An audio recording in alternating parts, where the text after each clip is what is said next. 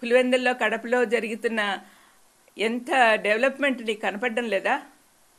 ఆనాడు రాజశేఖరన్న పనిచేస్తున్నప్పుడు రాష్ట్రమంతా తిరుగుతుంటే వివేకమన్న పులివెందుల్లో ఉండి చూసుకునేవాడు. మరి ఏదో తప్పు మార్గంలో వెళ్ళాడు, కాంగ్రెస్కు సపోర్ట్ చేస్తూ ఎనిమి అయిపోయినాడు.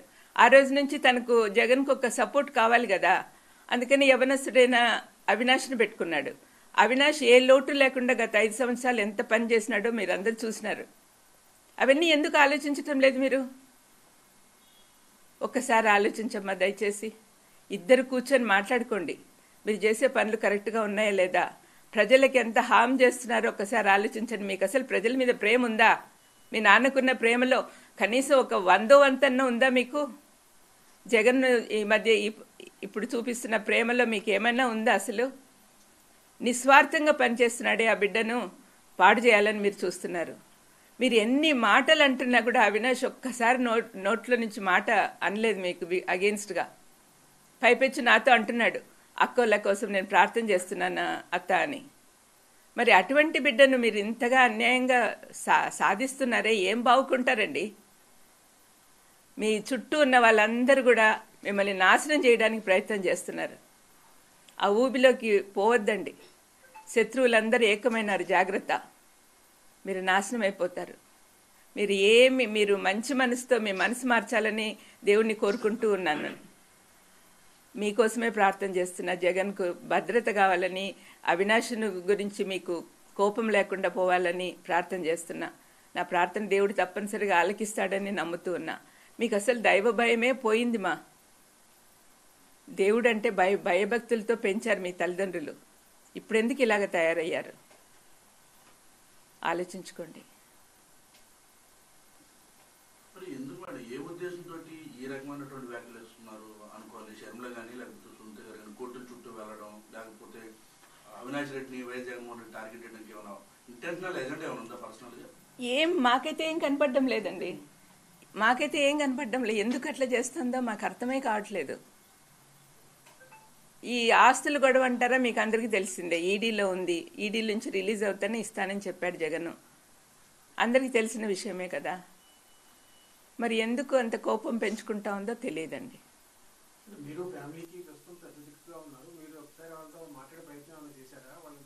నేను చేశానండి.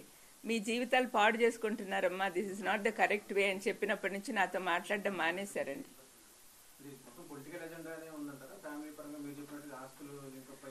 కాదండి, మీలాంటి వాళ్ళు ఎవరైనా బయట అడిగితే, మీలాంటి వాళ్ళని ఎవరైనా అడిగాను అనుకోండి, ఏం చెప్తారు?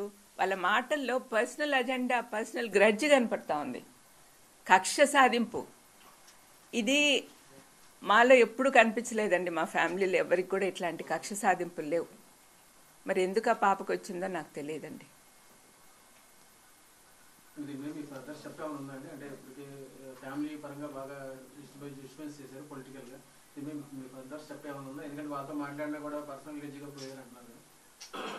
అంటే ఇప్పుడు మేము పెద్దవాళ్ళం అందరము చేతులు ఎత్తేసినట్టే. అంటే ఇంకా ఆమెను మార్చే శక్తి మాకు లేదని వాళ్ళ అమ్మ కూడా వెళ్ళిపోయింది అమెరికాకు. ఇంకా మిగతా పెద్దోళ్ళు, నాతో పాటు తమ్ముళ్ళు కానీ, మా పెద్ద వదిన కానీ, వీళ్ళందరూ కూడా మాట్లాడడానికి అశక్తులుగా ఉన్నారు. ఎందుకంటే ఎట్లా చెప్పిన మాట వినదు, ఎందుకులే అన్నట్టుగా. కానీ దీనివల్ల రాష్ట్రం నాశనం అయిపోతుంది, ప్రజలంతా బాధపడుతున్నారు. నేను ఎప్పుడు పేదోళ్ళ పక్కన తిరుగుతూ ఉంటానండి, పేదోళ్ళ మధ్యలో. వాళ్ళ బాధలు చూశాను నేను, వాళ్ళు ఎంత కష్టపడుతున్నారో చూశాను. ఈ 5 సంవత్సరాల నుంచి కోవిడ్ టైంలో కానీ, కోవిడ్ తర్వాత కానీ ప్రజలు ఎంత ధైర్యంగా నిద్రపోతున్నారంటే అది కేవలం జగన్ ప్రభుత్వం వల్లనే. మరి ఇలాంటప్పుడు ఈ పిల్లలు ఇద్దరు వచ్చి ఇంత నాశనం చేస్తుంటే, శత్రువులతో ఒకటయ్యి ఎంత బాధగా ఉంటుందో మీరే ఆలోచించండి.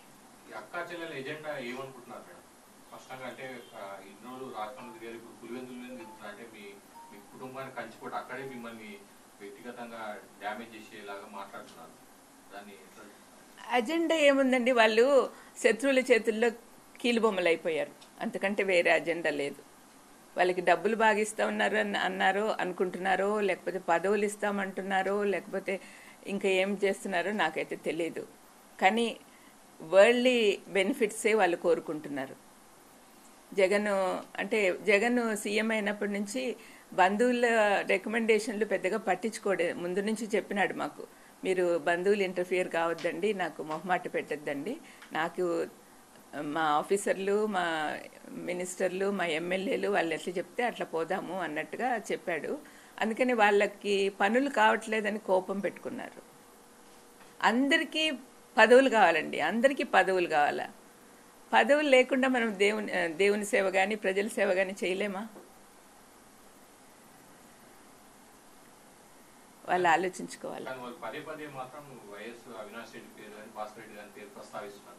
ఈ కేసు అంతా విచారణ జరుగుతున్నారు. వాళ్ళు కుటుంబ సభ్యులు వాళ్ళు అంటున్నప్పుడు అదే ప్రాబ్లం వచ్చిందండి. ఎందుకంటే వాళ్ళు పర్సనల్గా ఏంటంటే ఆ ఏరియాలో అవినాష్ బాగా పైకి వస్తున్నాడని వాళ్ళు తట్టుకోలేకున్నారు. యాక్చువల్గా వివేకమన్న లాస్ట్ రోజు అర్ధరాత్రి వరకు కూడా అవినాష్ గెలవాలి, అవినాష్ ఎంపీ అవ్వాలి, ఆ అబ్బాయి బాగా పనిచేస్తున్నాడు, బాగా హెల్ప్ఫుల్గా ఉన్నాడు జగన్కి అనే ఆలోచన వివేకమన్న కలిగి ఉన్నాడు. కానీ మరి వాళ్ళ కూతురు అల్లుడు కలిగి ఉన్నారో లేదో నాకు తెలియదు. అంటే మాకు వివేకమన్న దగ్గర ఎట్లా అంటే ఆయన చాలా సౌమ్యుడు కాబట్టి ఏదైనా పని ఉంటే ఆయన తీసుకొని పోయి చేపించుకొని వచ్చేవాళ్ళం. ఇప్పుడు అట్లా పలికే వాళ్ళు లేరని వాళ్ళకి బాధ. అంటే న్యాయంగా లేకపోయినా కూడా తను చేసేవాడు అనమాట, అంటే మన వాళ్ళు అన్నట్టుగా. అటువంటి ఫీలింగ్ వాళ్ళకు అంత కాన్ఫిడెన్స్ లేదేమో, మరి అంతే అయి ఉండాలి, లేకపోతే ఇంత కక్ష ఎందుకు పెట్టుకుంటారు?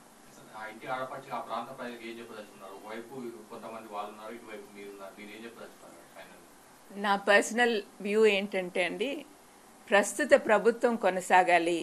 వైఎస్ఆర్ కొడుకు ఒక పక్క, కూతురు ఒక పక్క ఉన్నారు. కూతురుకు వేసే ప్రతి ఓటు శత్రువులకు పోతుంది. వాళ్ళు ఎట్లాగూ ఎవరు సీఎం అవ్వరు.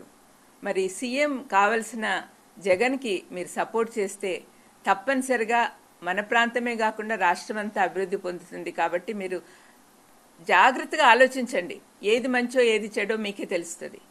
పులివెందుల ప్రజలు, కడప ప్రజలందరూ కూడా మనసు పెట్టి ఆలోచించండి.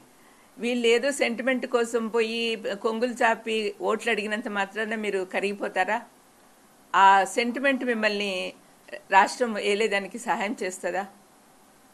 దయచేసి మీరు ఆలోచించండి. అందరూ అవినాష్కు, జగన్కు ఓటేయమని మీకు అందరికి కూడా విన్నపం చేసుకుంటున్నానండి. ఎలా చూస్తారండి, ఒక పెద్ద కుటుంబం, రాజకీయ నేపథ్యం కలిగినటువంటి ఆ కుటుంబంలో ఇటువంటి పరిస్థితి రావడం, ఆడబిడ్డలు బయటకు వచ్చి మీ కుటుంబం మొత్తాన్ని రోడ్డుకి ఏడ్చడం, లేని వివాదాల్లోనికి తెరపై తీసుకురావడం, ఆ ఇంటి ఆడపిల్లలు మీరు ఎలా చూస్తారండి? అసలు మేము ఎట్లా పెరిగినామో అట్లాంటి పరిస్థితి నుంచి ఆ పిల్లలు ఇద్దరు ఇట్లా బయటకు వచ్చారంటే సహించలేకపోతున్నామండి. అసలు ఇట్లాంటి పరిస్థితి వస్తుందని మేము ఇమాజిన్ కూడా చేసుకోలే.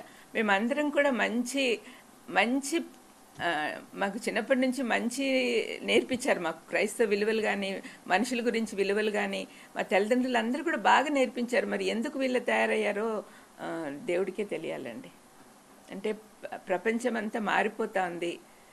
మా బైబిల్లో రాసిన ప్రకారం అయితే చివరి రోజులు వచ్చేసరికి ప్రేమలు తగ్గిపోతాయి, కుటుంబాల్లో కూడా ప్రేమలు తగ్గిపోతున్నాయి. అది జరుగుతూ ఉంది.